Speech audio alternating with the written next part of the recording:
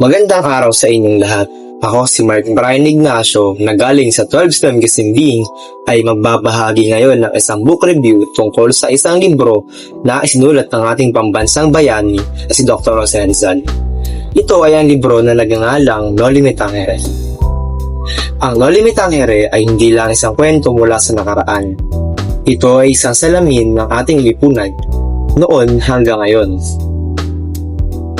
Ang No Limit Tangere ay unang inilathala noong panahon ng 1887 sa panahon ng pananakop ng mga Espanyol sa Pilipinas. Ang pamagat nito ay nangangahulugang "Huwag mo akong salinin" na sumisimbolo sa masakit na kalagayan ng mga Pilipino noon. Isinulat ni Rizal ang nobelang ito upang ilantalad ang pang-aabuso ng mga praile at opisyal ng pamahalaan. Kaya naman ito ay pinagbabawal noong panahon ng kolonyalismo.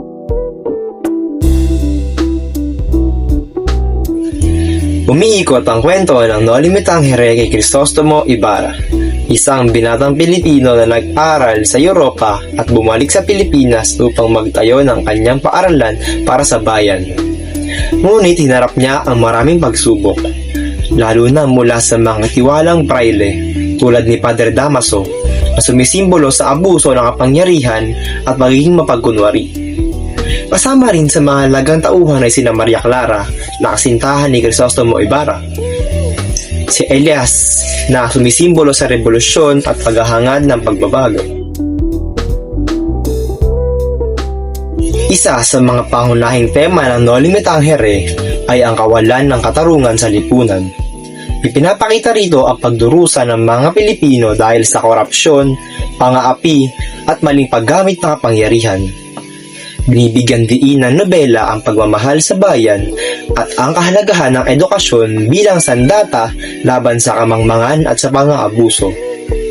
Ipinapaalala sa atin ni Rizal na ang katahimikan sa harap ng mali ay isa ring uri ng pagsang-ayon.